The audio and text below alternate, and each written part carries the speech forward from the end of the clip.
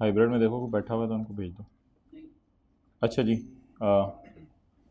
ये एक adjustment account मैंने आपके सामने बनाया है। मुझे आप इसमें बता दें इक्विटी कितनी आ रही है।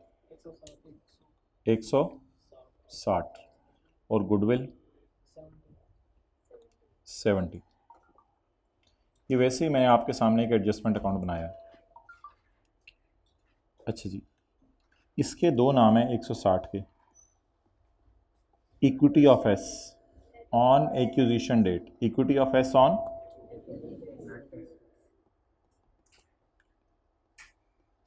इससे इक्विटी भी कह सकते हैं एस की और नेट एसेट्स भी कह सकते हैं।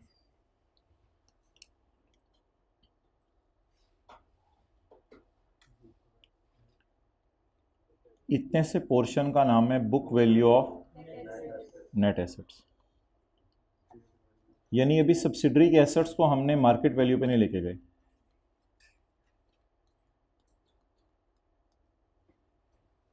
लेकिन अगर आप इस सारे को ले लें तो फिर ये fair value of net assets है। या फिर अगर आप मुझे अलाउ करें तो मैं फिर इधर ही कर देता हूं, ये fair value of net assets. Do you know what is the difference between book value and fair value? तो बस एक नई टर्मिनोलॉजी अपने डिक्शनरी में इंट्रोड्यूस कर लें। It is called as fair value of net assets of subsidiary on acquisition date. For the purpose of consolidation we need fair value of assets of S. If the book value is appearing तो surplus add कर दें, fair value पे खुद ही आ जाएंगे assets.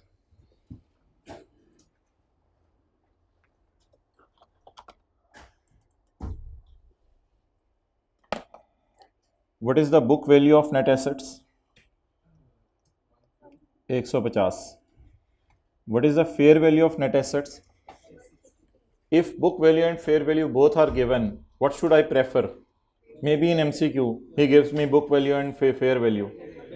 Fair value. अच्छा, ये NCI की fair value या proportionate नहीं है, खुदा वो कहानी अलग है, वो बातें से मिक्स नहीं करनी है। तो ये जी एक कॉन्सेप्ट है। It is called as equity of S और fair value of net assets of S on acquisition date. The difference between the BV and the FV is called as revaluation surplus. Now you can take a final pick.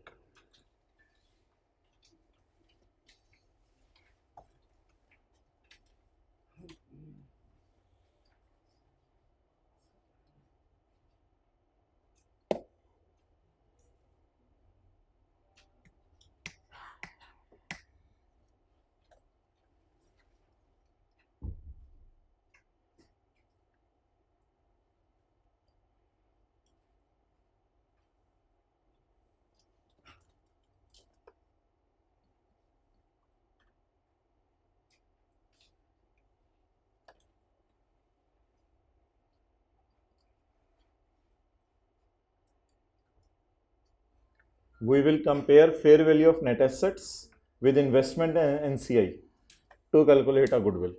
We will compare fair value of net assets with investment and NCI to calculate the goodwill. IS 38 का एक सवाल निकाल लें, page 252, volume 1। Zoc Incorporation is a multinational company. As a part of its vision to expand in South Asia, it purchased majority shares in a local company, Momin Limited. तो joke हो गया PTCL, Momin हो गया Ufone. Following are the brief details of acquisition. Acquisition date is 1 जनवरी 2007। तो parent ने subsidiary को कब खरीदा? 1 जनवरी 2007। Percentage of shares acquired by joke, joke ने कितने शेयर्स एक्वायर किए? 90% shares. Paid up capital of subsidiary कितना है जी? 500 million.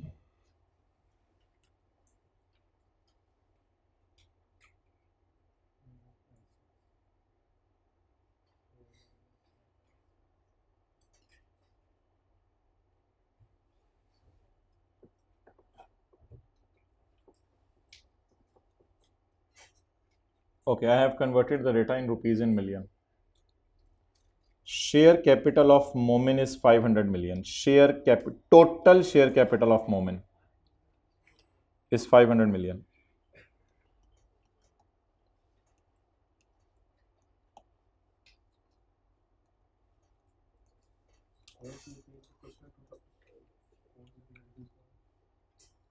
Page number 252 of volume 1. Total share capital of Zoc is 500 million.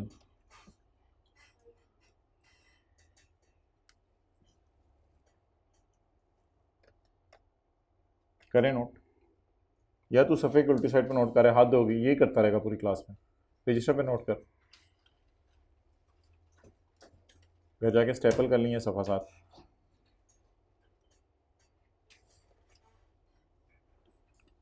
Purchase price per share ₹30. निकालें investment की amount. Purchase price per share ₹30.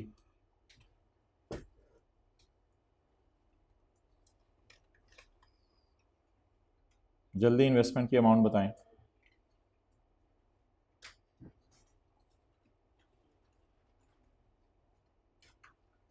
$500 को divide करूंगा 10 से तो क्या आएगा? एस के शेयर्स, उसको 90% से मल्टीप्लाई करूंगा तो क्या आएगा? उसको 90% से मल्टीप्लाई करूंगा तो क्या आएगा? जितने number of shares orange brief case में मुझे मिले, उसको 30 से मल्टीप्लाई करूंगा तो क्या आएगा? आज की क्लास ली है आप लोगों ने, उसमें purchase price per share paid to Saudi king ₹13 थी. परचेज प्राइस किसको पे होगी, किसने खरीदे? इमरान खान का तो कोई नहीं हिस्सा खरीदता, हिस्सा तो हम खरीदते हैं जाके यूफोन का. Purchase price per share paid to Saudi king. क्या मैंने 500 मिलियन पूरा कैपिटल खरीद लिया या 500 मिलियन खुद पूरा है, मैंने इसका 90 खरीदा? अब बताएं, 500 डिवाइड बाय 10, 50 मिलियन शेयर्स. इसमें से कितने खरीदे मैंने? 45 मिलियन शेयर्स. एक शेयर कितने रुपए का खरीदा?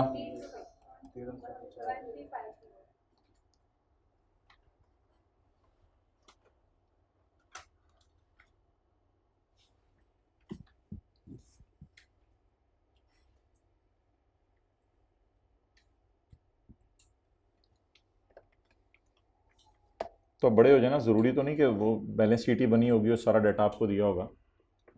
500 डिवाइड बाय 10, 50 मिलियन शेयर खरीदे, उनके 90% 45 मिलियन, सऊदी किंग को पेमेंट की ₹30.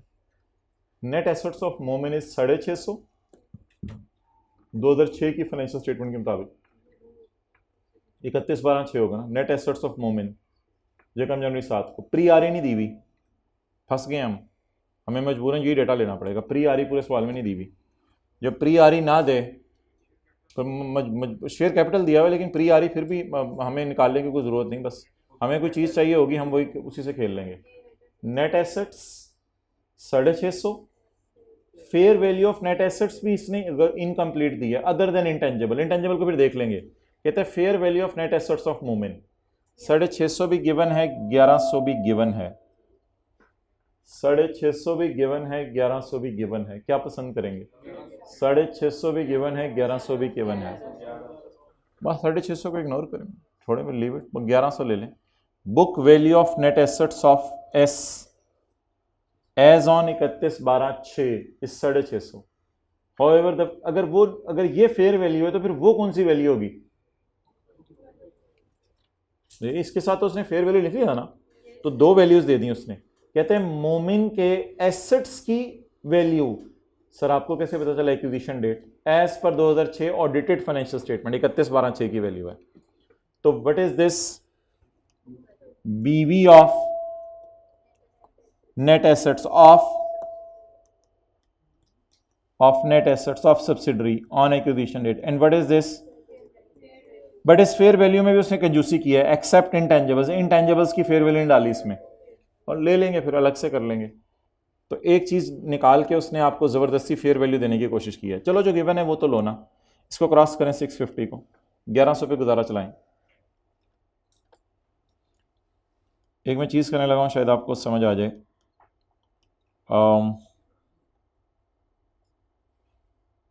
पता नहीं शेयर प्रीमियम कितना हो, रिटेन्ड अर्निंग कितनी हो, कैपिटल रिजर्व्स कितने हों, रिवैल्यूएशन सरप्लस कितने हों, फ़र्क करें सबको. फेयर वैल्यू ऑफ, ये भी वैसे कंजूसी मार के दी है इसने, एक फिगर नहीं इसमें डाली इसने. कितना?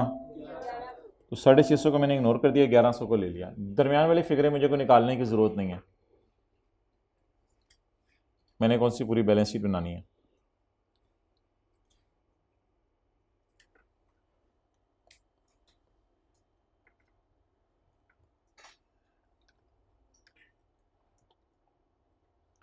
Momen limited has established line of product under brand name बदर।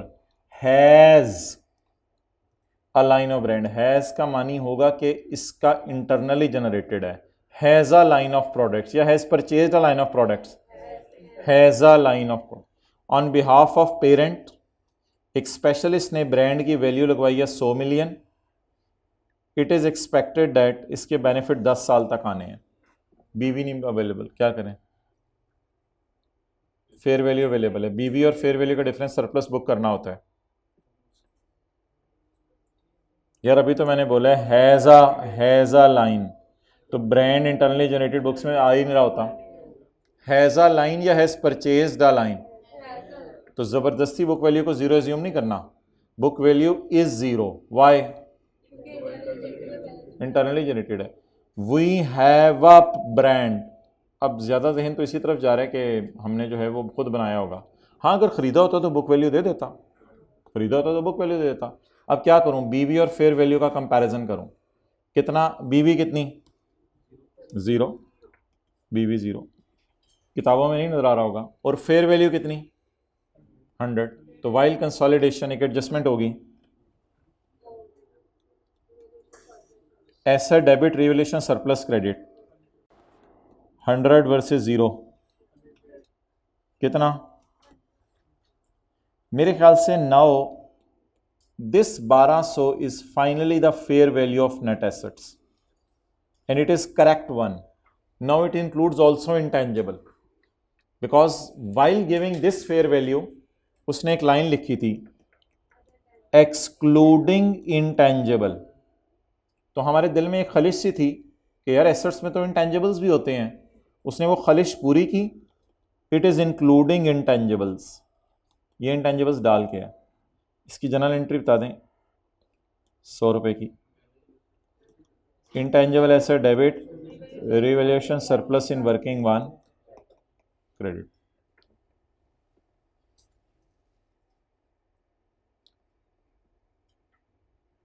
उसने बीवी भी दे दी थी, एफ भी दे दी थी। मैंने पहले इसकी बात कर रहा हूँ 1100 की, बीवी भी दे दी थी, एफ भी दे दी थी। मैंने क्यों एफ उठाई? क्योंकि चाहिए एफ होती है, लेकिन एफ के अंदर भी उसने कंजूसी मारी, एक्सेप्ट इंटेंजिबल। इंटेंजिबल की मैं तुम्हें नहीं दे रहा फेयर वैल्यू, तो फिर वो डालें।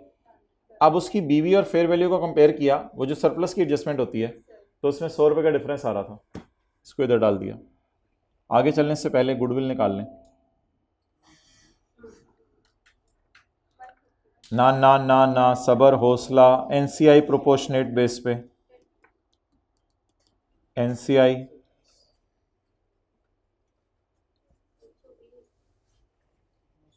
उधर निकल आई ना अगे। गुडविल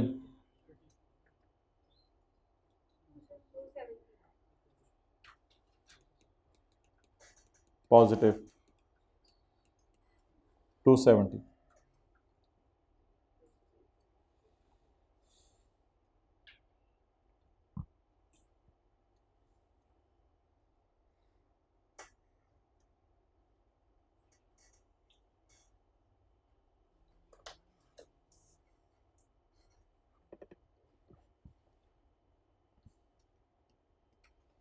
वर्किंग नंबर 8,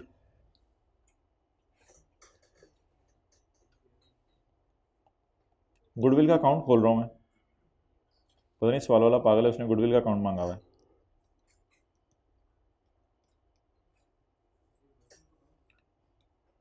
हाँ वर्किंग ना हुई, बिल्कुल आप एग्जैक्टली सही कह रहे हो। ये वर्किंग नहीं होगी, ये मेन सवाल की रिक्वायरमेंट होगी, सही कह रहे हो। तो गुडविल का अकाउंट मांगा हुआ है और उसने ब्रांड का भी अकाउंट मांगा हुआ है।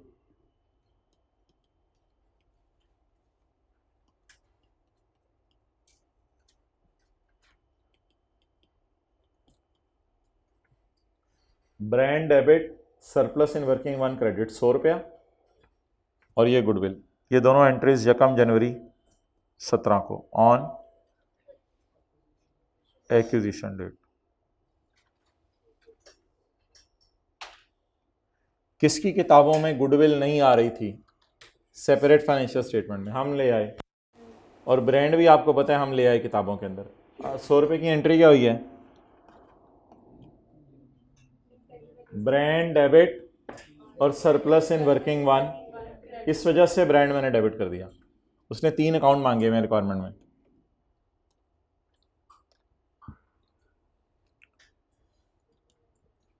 Laser account of goodwill, ledger account of brand, and show initial recognition and all subsequent, initial recognition भी, ऑल सब्सिक्वेंट एडजस्टमेंट्स भी। ओके।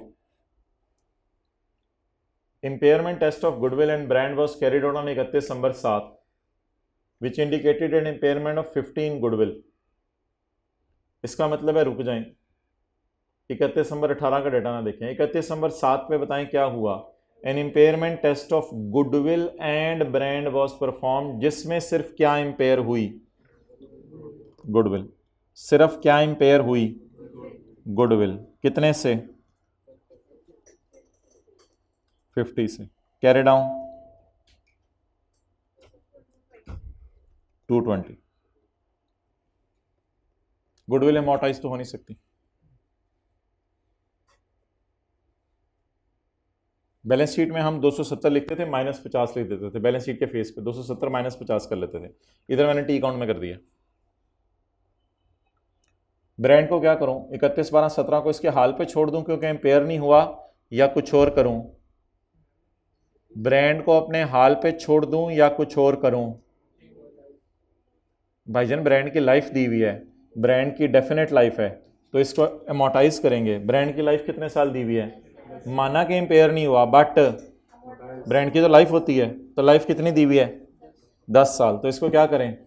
याद नहीं, अगली एंट्री होती है asset debit surplus credit, depreciation debit asset credit. तो अगली वाली एंट्री करते हैं। इनिशियल रिकॉग्निशन का मतलब होता है वर्किंग वन में आपने कितनी फिगर्स निकाली है इनकी, इनिशियली कितने पे रिकॉर्ड किए आपने इनको।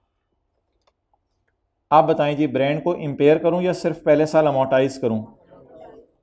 100 डिवाइड बाय 10, बीवी 90। पहले साल वो कहते हैं ब्रांड अमोर्टाइज, इंपेयर नहीं करना, ये पहला साल हो गया। पहले साल गुडविल को क्या कर दिया? इंपेयर, क्योंकि वो अमोर्टाइज होती नहीं। पहले साल ब्रांड को क्या कर दिया? अमोर्टाइज। लेकिन इंपेयरमेंट टेस्ट से वो भी गुजर सकता है।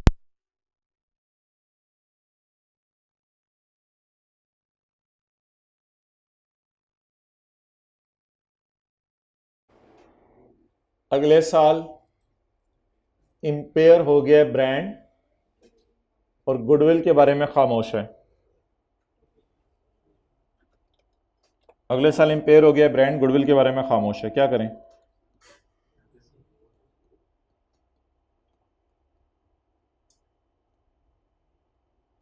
डन। गुडविल नहीं हुई अगले साल इंपेयर, लेकिन ब्रांड क्या हो गया? प्लीज पहले अमोर्टाइज कर दीजिएगा, प्लीज। इट डजेंट मीन के वक्त गुजरने के साथ अमोर्टाइज नहीं हो रहा, अमोर्टाइज कर दीजिएगा। इंपेयरमेंट की फिगर भी उसने दे दी है, निकालने की जरूरत नहीं। इंपेयरमेंट की फिगर भी उसने दे दी है, 66.5।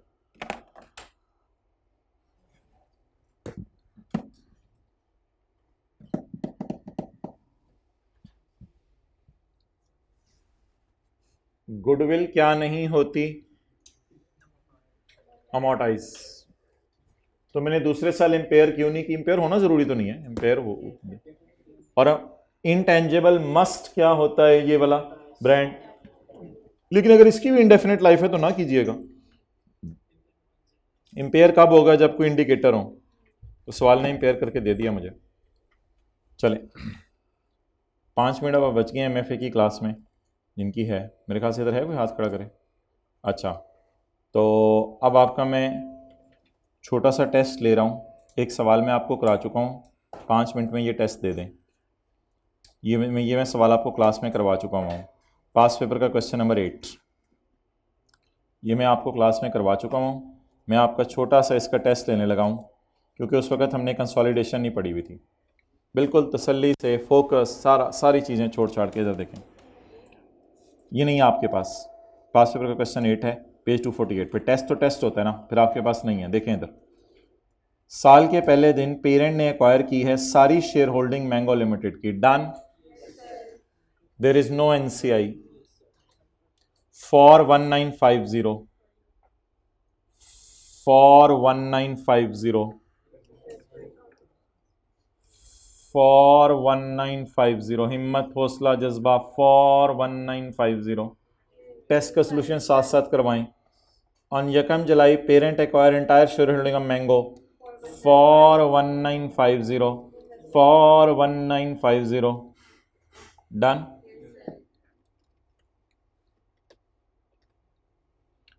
Fair value of net assets is, fair value of net assets is, software भी आ गया इसमें, ही आ गया, और other net assets plant building machinery बाकी सारी बिजनेस की चीजें भी आ गई। Fair value of net assets on acquisition date, on यकम जुलाई, फिगर बोल लें। Share capital missing, pre R E missing, BV of net assets missing, no problem. Fair value of net assets कितनी? 17।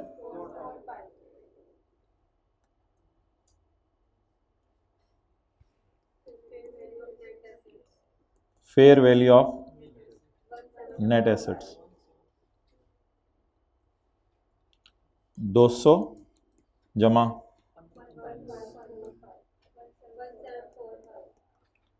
ऊपर जगह मैंने वैसे ही तंग करने के लिए आपको छोड़िए।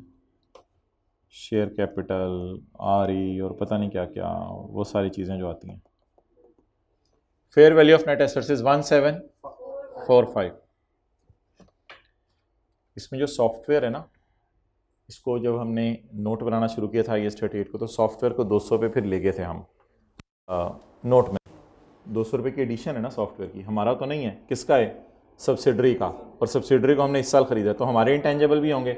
इस 200 को भी हम ले गए थे, ये भी सॉफ्टवेयर हमारा है, क्योंकि अब तो हमारा बन गया ना, हमने 100% शेयर होल्डिंग इसकी ले ली। In respect of acquisition following information is also available. उस सवाल में कुछ और लिखा हुआ था, उस सवाल में लिखा हुआ था एक्सेप्ट इंटेंजेबल। एक्सेप्ट इसका मतलब है इस फेयर वैल्यू को सेट करना था।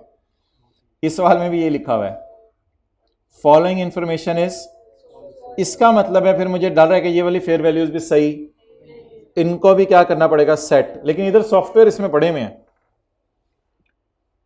ये एडजस्टमेंट मैंने आपको उस दिन करवाई थी, एक स्टूडेंट ने इसका जवाब भी सही दिया था।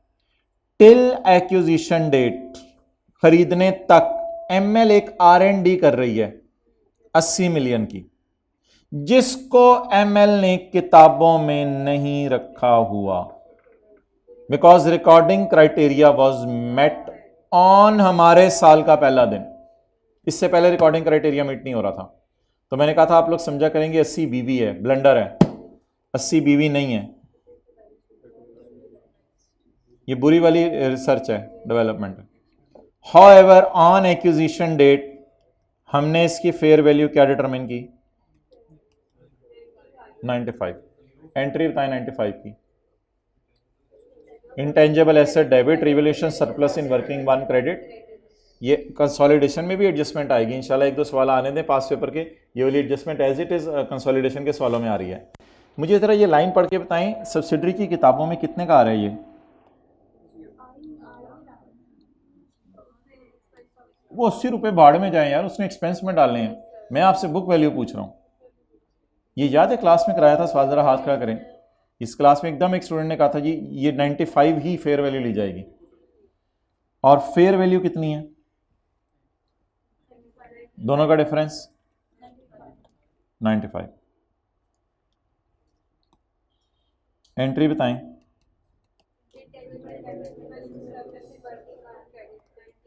कितने से? 95 से। फेयर वैल्यू को सेट करें, फेयर वैल्यू को सेट करें। अभी रिवैल्यूएशन आ गया सरप्लस एक और, फेयर वैल्यू को साइज ऑल्सो का लिखा था ना, ऑल्सो ये भी मसला है। ये 95 को इंशाल्लाह आपने IS 38 के नोट पे ले जाना है, 95 की एडिशंस हैं हमारी। और आखिरी एडजस्टमेंट तो आप कहेंगे अच्छा बस ठीक है। On acquisition date fair value of customer list was 20।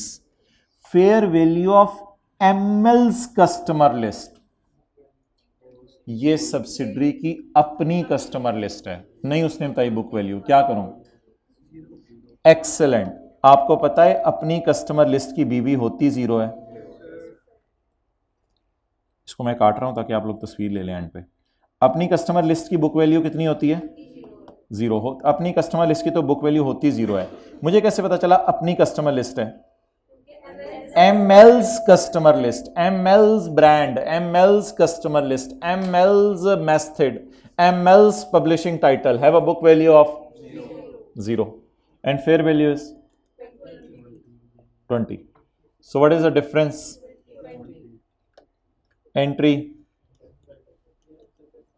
intangible asset debit surplus in working one कितने से?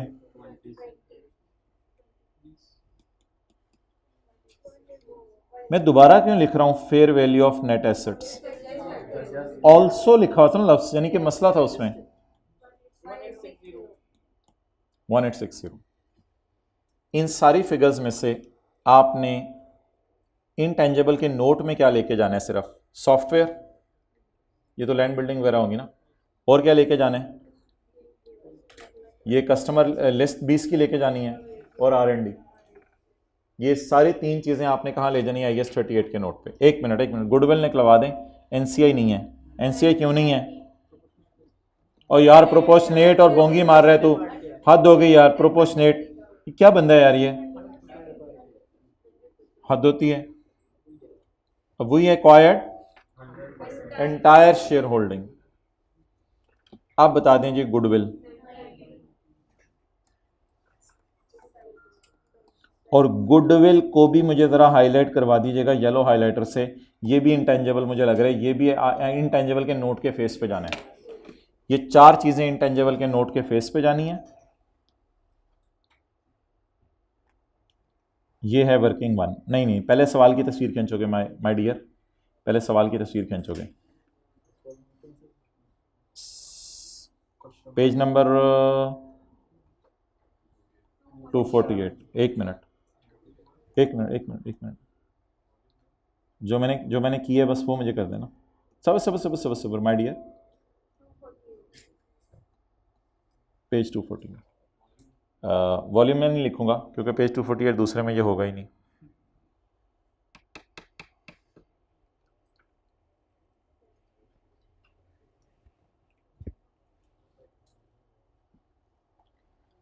क्या नहीं गिवन था इस सवाल में?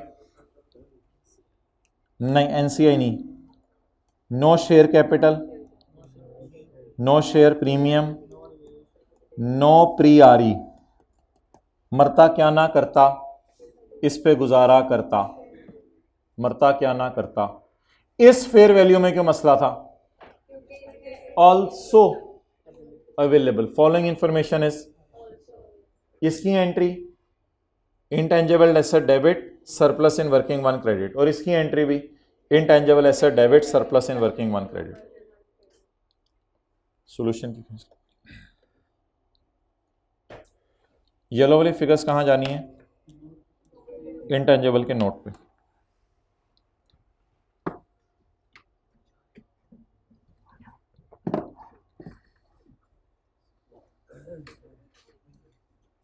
घरों में भी लोगों की आवाज़ जा रही है, आप तक भी आवाज़ आ रही है। पढ़ लीजिएगा भाई, जो तो कोई फ़ायदा नहीं आपको बार बार कहने का, और मैं शर्मिंदा भी होता हूँ बार बार कह के। आप लोग भी ऐसे मुंह बना लेते हैं आगे से, या आप हमें कुछ भी ना करने दें। क्या करें, अब आपके सामने हैं, या तो 6 महीने हैं दूसरी तरफ, और या फिर ये है कि अभी थोड़ी सी सेक्रीफाइसेस कर लो, कुर्बानियाँ कर लो।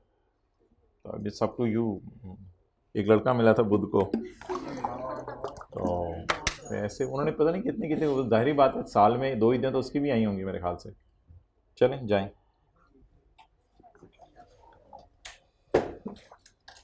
कर लीजिएगा यार, ये कीमती बना लें। ज़रा आप टिकट कैंसिल करवा।